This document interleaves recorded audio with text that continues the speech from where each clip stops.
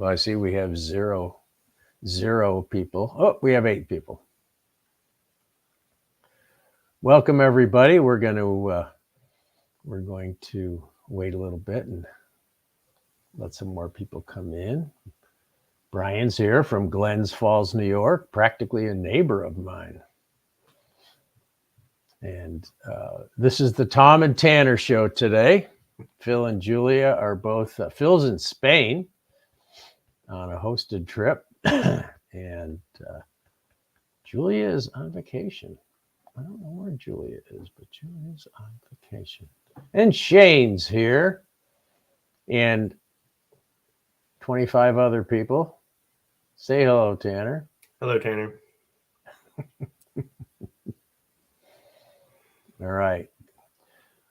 Well, what time is it? Oh, it's only, we'll give it another couple minutes. We got Shane from Fairbanks and Ed from Central Florida and Mac from Tennessee. Don't have any internationals yet. Fairbanks is almost international. Northern Michigan. Rob from Northern Michigan.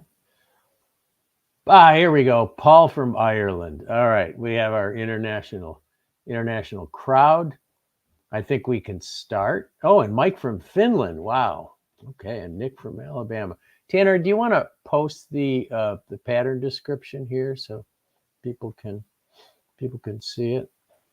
Yep. And Tanner will be, while I'm tying, if you have any burning questions, Tanner will be calling them out to me, because that's the beauty of doing this live, right? Well, one beauty is that you get to ask questions while I'm tying. The other beauty of it is you get to see me make mistakes, which I know you all love. So I'll try to make some mistakes here. I'd rather make mistakes today as opposed to when I'm tying against Flagler, the bum. I can't remember the last time I won a tying contest with Flagler. We don't know when we're going to do the November tie-off yet. We're still trying to arrange our schedules. Both of us are kind of busy in November. Anyway, let's start. So the fly today is Moto's Minnow. And it's an older pattern. I think dates back to the 1990s. You consider it an older pattern. I don't really consider it an older pattern. But it's a great streamer. It's one of my go-to streamer flies that I don't often have in my box because it's time-consuming to tie. And I am often tying the night before, the day before a fishing trip. And these take a long time. Not that long, but they're a little time consuming. But it only uses a couple feathers. It's a great pattern. It's really been a very effective streamer fly pattern for me for all species of trout. And I fish it all different ways. I fish it dead drift. I fish it strip fast. I fish it strip slow. It sinks well. It's very, very wiggly and a little bit on the subtle side. Doesn't have a lot of flash to it, which I often like. The fly was developed by a gentleman named Moto Nakamura, and I believe he's from Virginia. I haven't talked to him in a long, long time.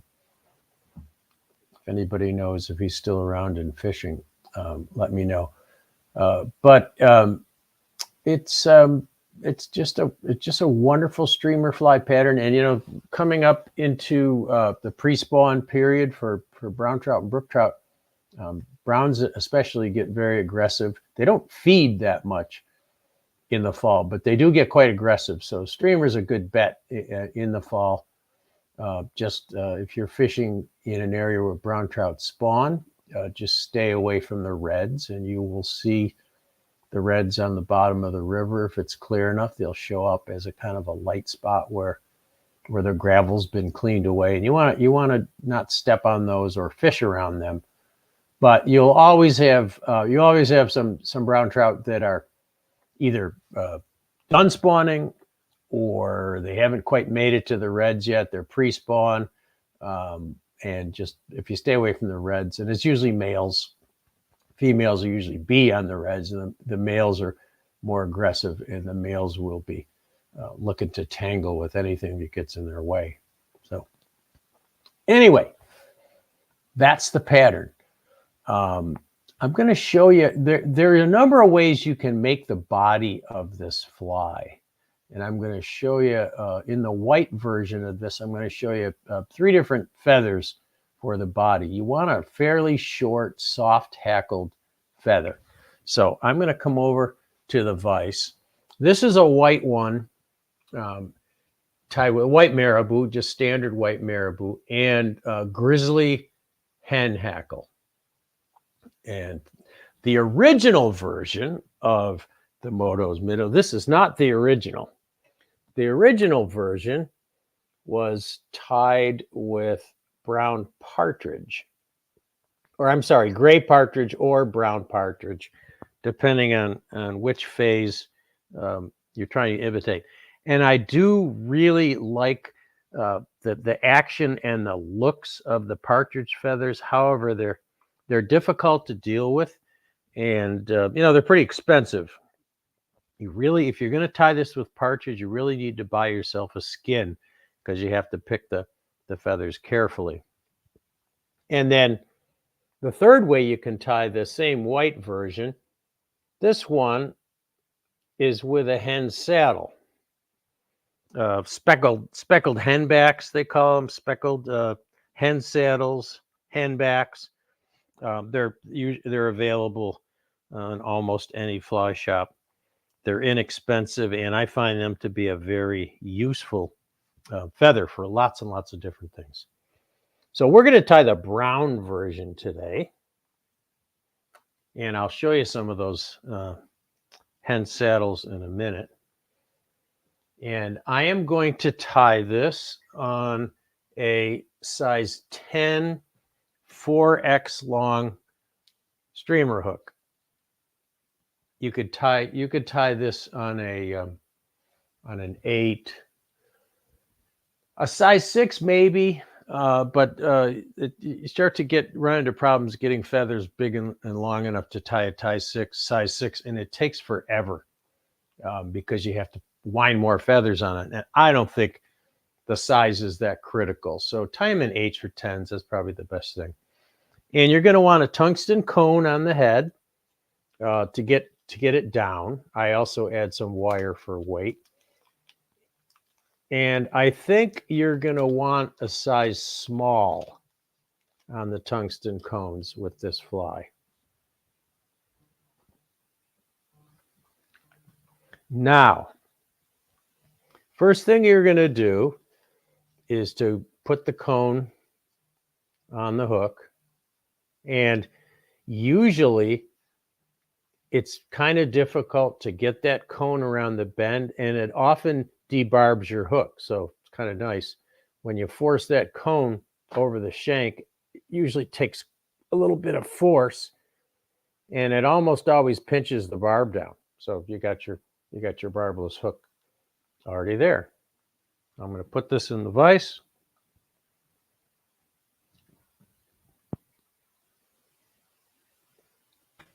And then we have a question if you're using pheasant, and if pheasant hen could also be used.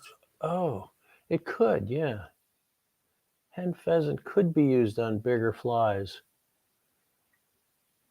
That's a weird looking cone. It's kind of off, kind of bunged up. I'm going to get another cone. That one looks pretty weird. I don't know what's wrong with that cone, but I'm going to go grab another hook and another cone. Sorry about that. It's the first one I've noticed that had that weird, it just wasn't terribly. Oh, that's a size 12 in the wrong bin.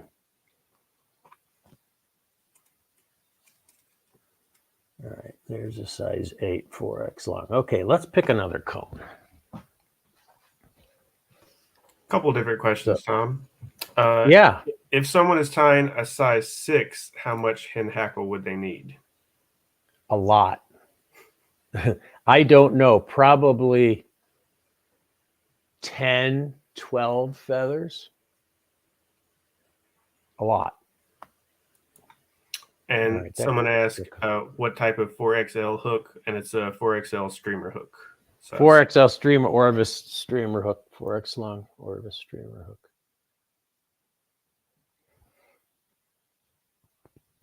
All right, so I have my cone on there, and I start this a little bit differently than normal. These cones have a big hole, and they tend to wiggle. In fact, I have some size small cones that must have been from a different batch that will actually slide right over the eye and come off the hook. So you need to start this, I think, a little bit differently. And the first thing I'm going to do is I'm going to get that cone out of the way. And then I'm going to take some non-toxic wire. And I don't even know what diameter it is, but it's fairly fine. It's probably 20 thousandths. And I am going to start down almost 3/4 of the way down and just wind this all the way up to the eye.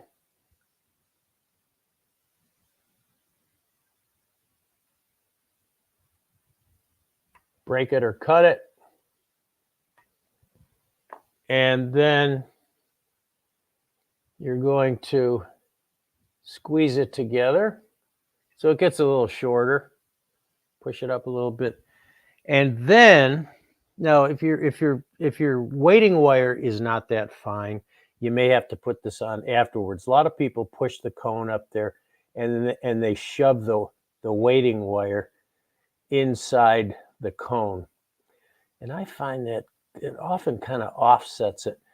Now, to keep that cone from slipping over the eye, particularly if you have a longer one, and to keep it straight, because I think the cone needs to be really straight centered, what I do is I wind a little thread in front. This is a size 6/0 brown thread. Thread doesn't really matter on here, but for this particular fly, you probably want brown to match the body. And what I do is I wind it until that cone starts to jam up against that thread.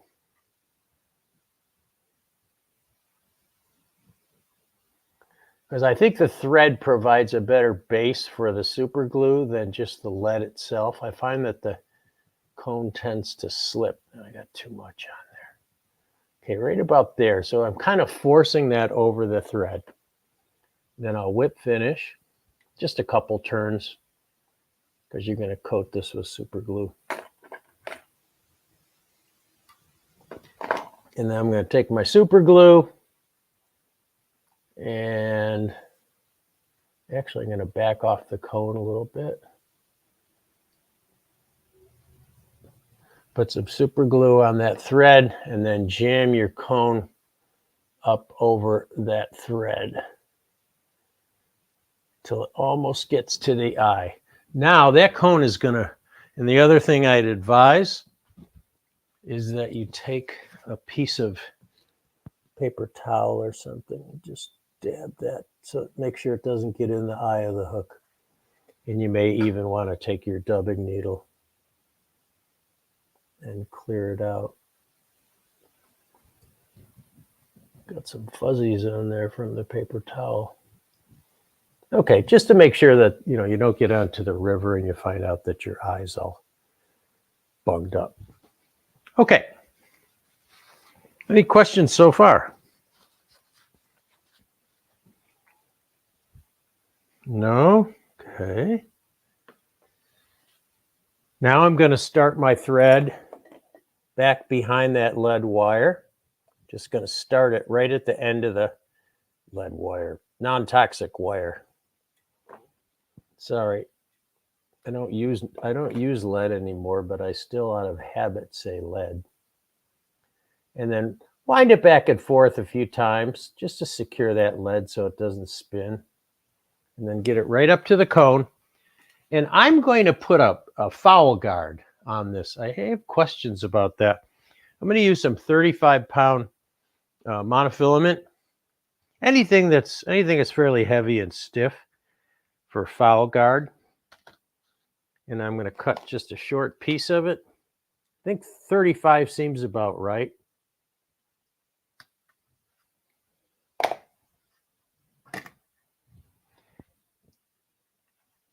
And then I'm going to shove that monofilament up inside the cone on the far side and start winding back to secure it.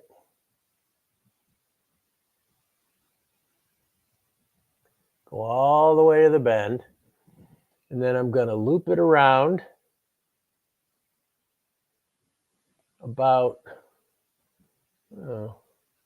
so it extends past the bend of the hook. And then secure that piece on the near side. I can get it. And then just make sure that you got a nice loop. It usually forms a pretty symmetrical loop there. And the purpose of this, and then when you get close to the eye, cut off your monofilament, poke it inside there, and bind it down. The reason for this thing that we've got here, I'll show it to you, is that marabou sometimes fouls around the bend of the hook and ruins the action of the fly. And by doing this, you keep that tail from flopping down. It helps keep it from wrapping around there. You could also tie in a short piece of bucktail here or some other stiff hair just to keep that. You want to still have the whole flowing part of the marabou so that it wiggles, but you don't want it to wiggle so much that it fouls around the bend of the hook. So that's what that foul guard is for. All right, now for the tail of this fly, there's a number of different things you can use. You can use standard marabou. It's nice and soft and wiggly, has great action. For this fly, I like, for the brown version, I like a mottled grizzly marabou. These are just soft hen feathers. So they're the same thing we're going to construct the body from. But you can get these in a package, or you can actually get them in a grizzly marabou cape that's all nice, soft hen grizzly. And I like to pick 4 of them. So I'm going to dump a bunch out here. And I'm looking for ones that are fairly straight, have nice web. So there's 2. I'm going to flip these over. So those were both shiny, sort of shiny side up. And then I'll pick 2 more decent ones. There's a good one. And I'll lay them down so that they cup into those. I don't think it really matters how you lay them together because you're just going to kind of grab them all together. All right. That's probably good enough. And line them up the best you can and then grab them all in one big bunch. So you got a nice full. I like the tail very full on this fly. I find if you use too little marabou, you get too skinny of a tail. It doesn't wiggle as much and doesn't present as much of a profile. So now I'm going to take these over to the hook, and I have to go back to the bend with my thread. And then I like it about as long as the body, so measure it somewhere about there. And I'll hold that there, and then I'll bring my scissors up to where the weighting wire ends and cut this off so that I've got the right length. And then I'll wet it. I'll just wet the butt ends. while they're still in my fingers, and then very securely attach this marabou. And I went up on the lead a little bit, or the weighting wire. But you're not going to see, you don't have to worry too much about a uniform body in this fly because you're going to cover it all up with hackle. So there's the tail. Just show you how long it is here. And there's the tail. You could make it a little longer if you want, or a little shorter. Doesn't really matter. And I just tie this in the white version that I showed you and the brown version. I like having a dark one and a light one. And I've never found the reason to go with any other colors, but you could experiment with different colors if you can find the right materials. And I'm gonna come over, and first I'm gonna put my marabou away so it doesn't get all over the place. And then I'm going to take my body feathers to make the body. And I'm going to show you, that's a speckled hen back there. And that would be a nice one for the white, because it's kind of black and white. And then, you know, you buy these things and you kind of get what you get if you buy them on the web or through the mail. But they're always speckled or barred. This is actually the one I'm going to use for the fly. But you can buy these things sometimes in sets of 3 and sometimes singly. But again, it's very inexpensive and very, very useful for nymph legs and wing cases and all different kinds of things. Incredibly useful fly and a great substitute for partridge, because partridge is expensive and often the feathers are quite short. So I'm going to start by pulling, maybe 3 feathers from the bottom of this cape where the fibers are shortest. So I'm going to start short, and then I'm going to move forward. Now, very important, I think, for this fly, don't strip the fuzz from the base of the feather. And what you want to do is hold it by the very tip, stroke the fibers back, and then you got a little triangle there. And you want to just, wrong scissors. You want to just shorten up that little triangle a little bit. I'm going to do all 3 of these now before I start tying.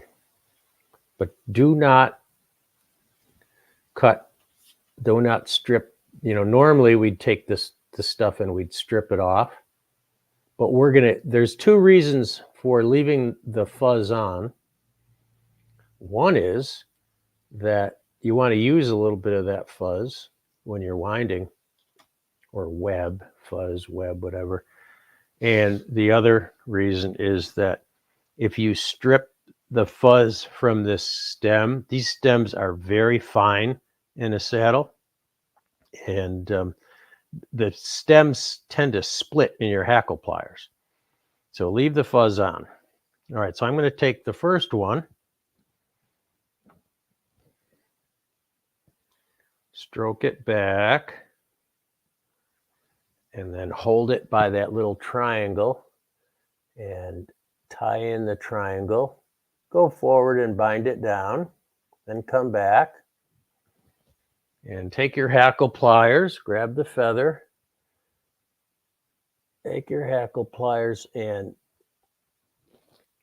pull all the fibers back. You can actually pull them back and pinch them a little bit. Now, these saddles tend to twist a lot, so it may not wind exactly the way you want it to. You want it all to be cupped back, and that's why you stroke all these fibers back. But they twist a lot. It's not a big deal. And as you wind it, keep stroking them back so that they flow back. if you bind, if you don't, and then take a couple turns with the fuzzy stuff, kind of helps fill in that body. Tie it off. Cut the stem, not too short, because you want to make sure that's secure. So notice I haven't cut that stem terribly short because I'm now going to wind forward and make sure it's really secure. So you can see that didn't cover much. So I'm going to my next feather. And I'm going to tie that one in.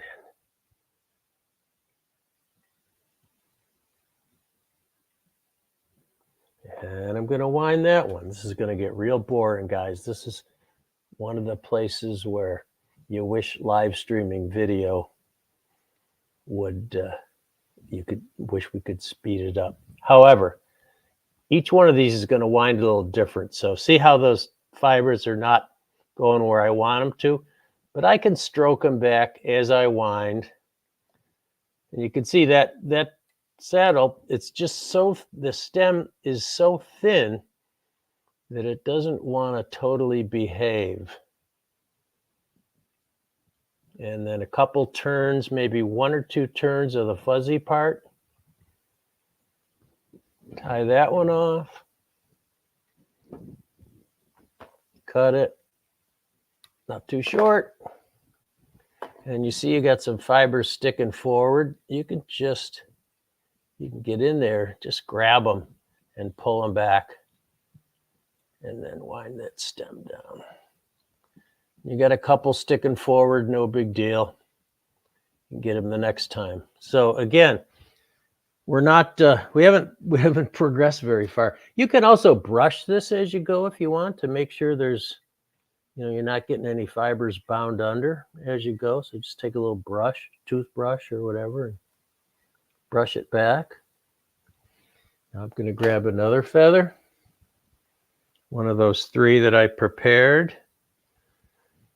Tie it in. I have a couple of questions, Tom. Okay, go. What kind of vise are you using? I'm using a Renzetti. Oh, I forget which model. It's a Renzetti. Here, I'll show you I'll show you somebody might know what model this is. I can never remember the name of it. I really like this vise. Fairly simple. It's not the top of the line, but it's a super vise.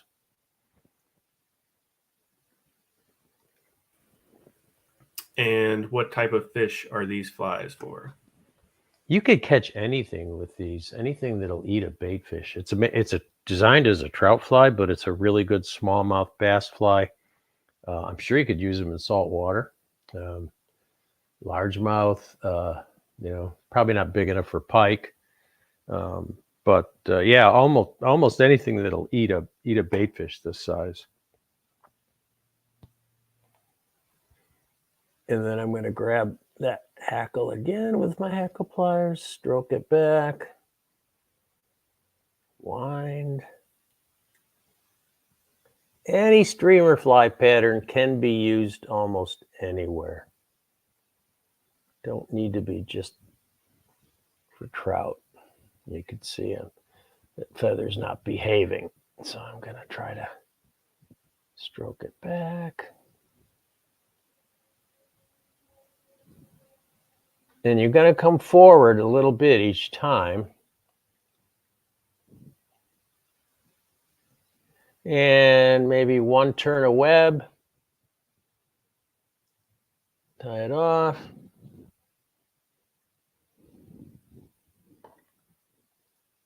Cut it. Secure the stem really well. This is a surprisingly durable fly, even though it's all tied with feathers.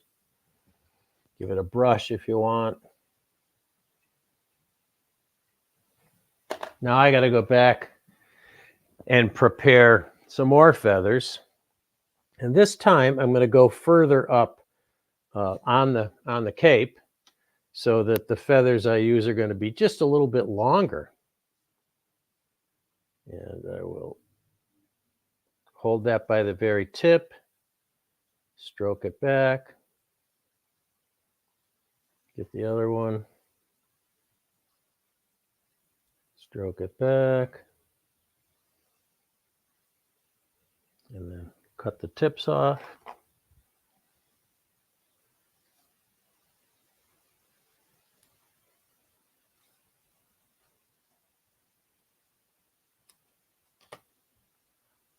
And then back to my mess here.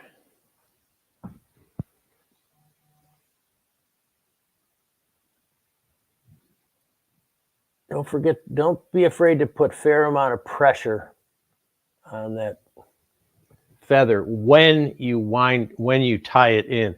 When you wind these feathers, whether you're using hen hackle or partridge, you need to have a light touch because these stems are fairly thin and they'll break easily. So I'm not putting much pressure on my hackle pliers.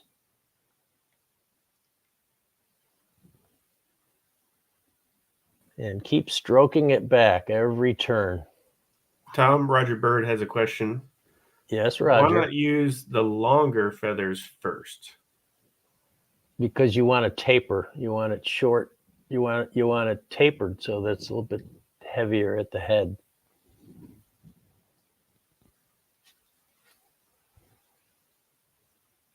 Because you could see these fibers are a little bit longer than the ones I tied in before. So it gives you a taper. I mean, most bait fish are tapered toward the head. And I'm only going to need one more feather on this one. So I'm going to secure that. And again, you can brush it if you want. Makes it look a little better. And anything that's, bound under, you could even fuzz it up a little bit and then brush it back in case you bound any fibers down. So I got one more. I think I can get away with one more feather. My last one. So I'm going to tie that in and just kind of fold that tip back or shove it up inside the cone. And you want to go right to the cone with this. You want to go right up against the cone. You don't have to, but if you don't, it leaves kind of a little neck there. And I don't know, it doesn't look as good. Probably doesn't matter. But I think it looks better if it goes right to the cone.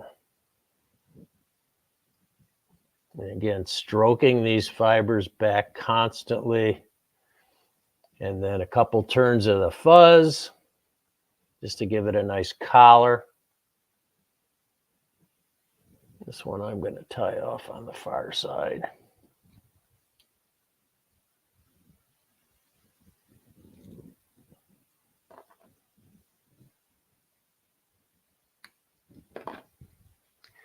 And then when you finish this, you want to kind of angle your thread towards the cone and kind of sneak it under the cone. Again, just trying to prevent this from having a thread collar there. Not that it's that big of a deal. But there you go. And then I'm going to whip finish it. And pull your whip finisher into the cone again. So if that thread goes underneath the cone, that cone helps protect the thread from getting cut because it's protected by the metal there. Makes it more durable. And then I like to take a drop of head cement. I don't like super glue here, but just normal head cement. You don't want to use UV cure epoxy because you won't be able to get in there. I got a piece of fuzz in my, there we go. and then kind of pull these back and just, oops, got some on the cone, and just let it seep. Head cement will seep in there and will dry, unlike UV cure epoxy. You know, it's going to go back inside the cone and up along the stems there to help strengthen it. And that is Moto's Minnow, my version. Pretty standard, pretty true to the original pattern, except I'm using hen hackle instead of partridge. So that is the Moto's Minnow, and it is a deadly fly. Really, really good fly. And I guess, you know, it's not that time consuming. It takes a little bit, and it's kind of monotonous, but it's worth it. It's worth it. And honestly, I'm glad I didn't have any in my box, and I'm glad I decided to tie this for a demonstration today, because it's a great fly. It shows some different techniques, and I need some in my box. I'm going streamer fishing for big browns tomorrow.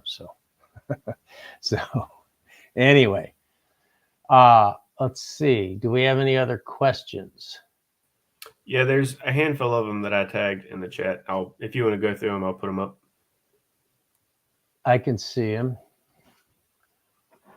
Oh, what's crazy question? But do you know Bobby Fragile? No, I don't know Bobby Fragile. Sorry. If you could go back to when you tied your first fly, what advice would you give yourself regarding fly tying as a beginner? Make sure every turn of thread counts. Don't just wind. Pay attention to where every turn of thread goes, and thread tension. Pay attention to thread tension, because it's really important. Sometimes you want to really bear down on it. Sometimes you want to lighten up on it, and you'll learn where you need to apply tension and where not. But those would be my pieces of advice. Can we fish this streamer in lakes? Yes, I'm sure you could. I don't fish lakes much, but I would fish it in a lake. Yes. Hope we can see this streamer when wet. Well, you tie one, and I could show it to you wet, but you got to see it in the water. So, you know, when it's wet, it looks about the same, a little slimmer, but when it gets in the water, it just wiggles all over. It's really good action. What feather could we substitute for the body? Any soft feather. Hen hackle is best. It's easy. It's easiest to get. You can get it in all different colors, and it's probably the easiest to deal with. You could of course, the original used partridge feathers, both the brown phase, the brown part of the partridge, and the gray part of the partridge. Let me show you a partridge cape, and I can show you where you'd get the feathers for it. This one's kind of picked through, but it'll give you an idea. So that's a partridge skin, and you can see the center has the brown phase of the feathers. And so you'd want to start down here with small ones and then gradually move up to the bigger feathers. And then on the side are the gray feathers for the white version of this. And so hen hackle, hen saddle in particular. Somebody said pheasant body feathers. Pheasant body feathers would probably work fairly well for bigger flies. You could use, I just thought of something you could use. You could use mallard breast feathers, the speckled breast feathers, but it would really take a long time. You'd have to put a lot of feathers because you don't get many turns out of a mallard breast feather. But you could try, if you're a duck hunter, you could save some of the speckled black and white breast feathers. So that's pretty much what you could use. You could use the bases of regular saddle hackles if they're webby enough, but you want whatever feather you use in this, you want to be very webby and soft and flowing. You don't want a stiff body. Although you could try it with a normal, like a woolly bugger hackle, and see what it looks like. But then you'd basically be tying a woolly bugger.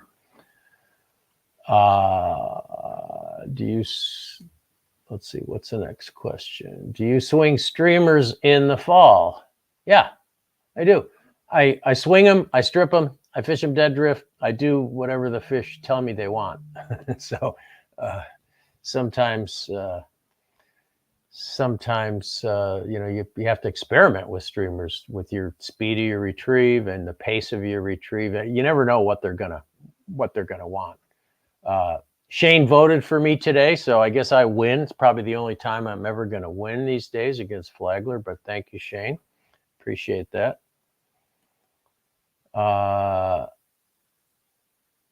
Could you use 2 colors of marabou? Yeah, you could, of course. Of course you could, yeah. Brown and black, yeah, you could do that. Wouldn't be a Moto's Minnow, but it would be Thomas Ludwig's Minnow. But yeah, you could do that. Absolutely.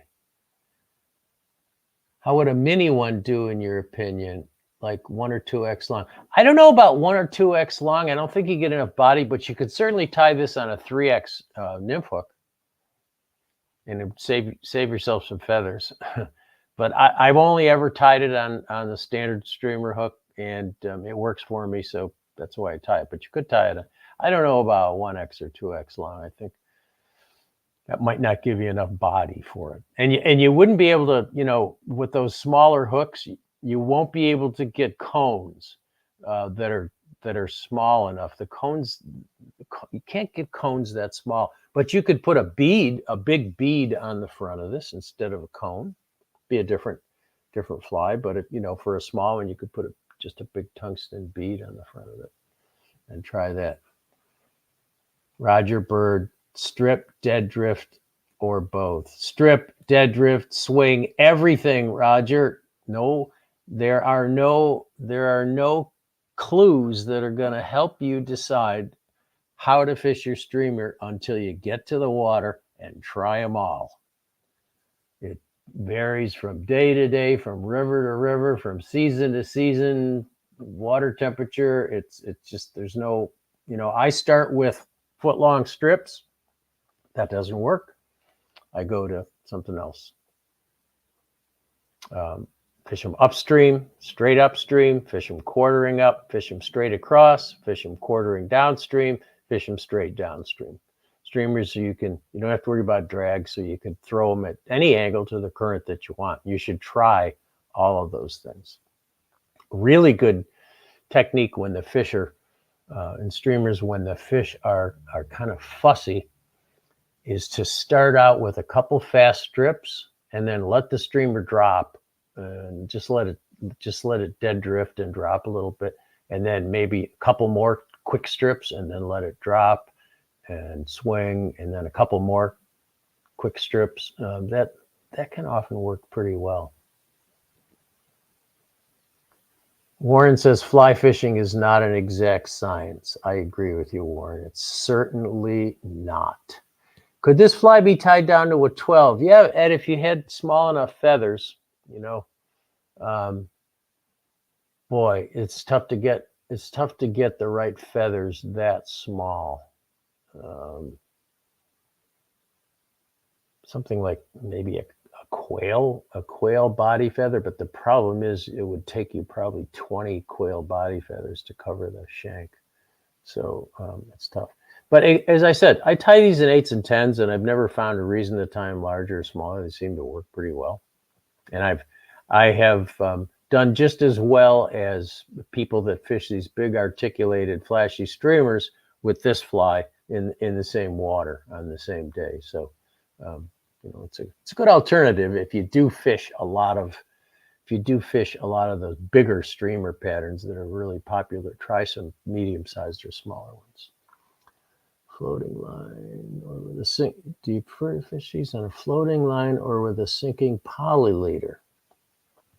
Brian, I prefer to fish, if I can, to fish streamers on a floating line with a relatively long leader or long tippet at the very least, because I find I have a lot more control with the floating line. I can put this fly in tighter places, closer to cover, which is where the brown trout are often sitting. If the water is really fast and really deep, and I think the fish are more out in the center of the channel or in deeper holes at the bottom, yes, I will use a sinking poly leader, or sometimes even a depth charge line. But if I can get away with it, I'm going to first go with a floating line and a fairly 9-foot leader, and then maybe extend the tippet, maybe a longer 1X tippet, because we all know that the thinner your tippet, the quicker your fly will sink. So sometimes the long tippet, just like in nib fishing, will help with streamer fishing. But I just find it I'm a lot more flexible in most streams with a floating line. Any other questions? Will it work on the Missouri this weekend? Absolutely, Todd. Tie some up and go for it. Good luck, Todd. I want to hear how you do. Do you ever fish any of Bob Popovic's bucktail streamers, the reverse type bucktail? I don't tie those hollow flies or those big bucktail flies. No special reason. I just haven't. I do fish a lot of Bob Popovic's patterns. I mean, his surf candy is one of my go-to saltwater flies. But I haven't tied or fished any of the big bucktail patterns, and I've been meaning to. So it's just something that I've been neglectful on. My apologies to Bob. Isn't it hard to cast with a longer leader? Yeah, a little bit, Ed. A little bit. But, the leader's I think the most important part of your tackle. So I deal with it. It's not that much harder, especially when you have a fairly stiff, like a 1X. It's not that hard. But it'll work. Yeah, but yeah, it's a little bit harder to cast. But I like to catch fish. Any other questions? Tie off fly. We don't know yet. I don't think we'll tie a big pike fly. I have a feeling we won't. How far could you cast a fly like this? Pam? Me? With a floating line, a 6-weight, maybe 70 feet on a good day. Pete Kutzer could throw it a lot farther. But yeah, on a good day, if I had plenty of backcast room. Now, if I was swinging this with a Skagit line and a 2-handed rod, then I could fish it a lot farther away. And you can swing this fly. This fly will swing quite well because it's got good action to it. So probably would be a good steelhead fly too. How heavy a leader would you use with this? Oh, I wouldn't be afraid to go up to OX or 16 pound with this, even 20 pound, Roger, because you're moving the fly, you're swinging at your leader. You can use a heavy leader, and you're out for big fish with this fly, and you don't want to mess around with them too long. You don't want to tire them out. So you can go with quite a heavy leader. The disadvantage as you get heavier into OX or even heavier is that the fly isn't going to sink quite as well, even with fluorocarbon. So I like about 1X. I don't know what pound test that is, but 1X fluorocarbon is what I usually use for streamers. All right, Tanner, I think we've run out of questions. Everybody's saying hi and thank you and all that stuff. So it looks like we've answered all. Where can we find this pattern commercially? Todd, We can find it at Up to the Orvises. It's on the Orvis website, and Fulling Mill has it. So yeah, it's been on the Orvis website for a long time.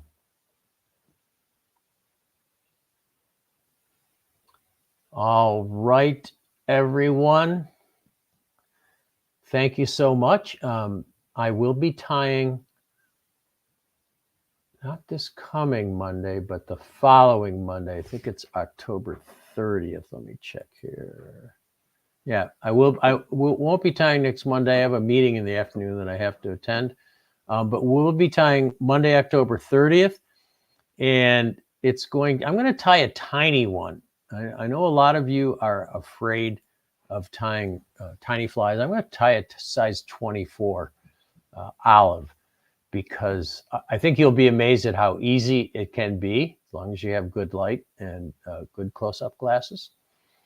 You can tie these little flies. I know you can. If you can tie this fly, you can tie a size 24 olive. And it's a really simple, basic pattern with a no hackle and an upright wing made of yarn. And yeah, tune in, because if you're afraid of tiny flies, you'll see how easy it can be once you get used to tying smaller flies. The one thing you want is 12-0 thread. You want to get yourself some either yellow or white or olive 12-0 thread for that fly. You don't want to try to tie it with anything heavier, because you'll run out of space and you'll crowd your eye. So 12-0 thread. All right. Can you tie a snake fly one of these days? Lou Tabery's snake fly, the striper fly. That's a good one. Might tie a snake fly. Yeah, that's a good. I assume that's what you're talking about, is Lou Tabery's snake fly. Yeah, we can think about that one. We can think about that one, Franco. All right. Thank you, everyone. Great tying with you. I know some of you tied along, and I hope you go back and try some of these Moto minnows and fish them, because it's a great pattern, and it'll work for you, guaranteed. Tie some dark ones, tie some light ones, size 8 and 10. Go out and see what you can find. Thanks, everyone.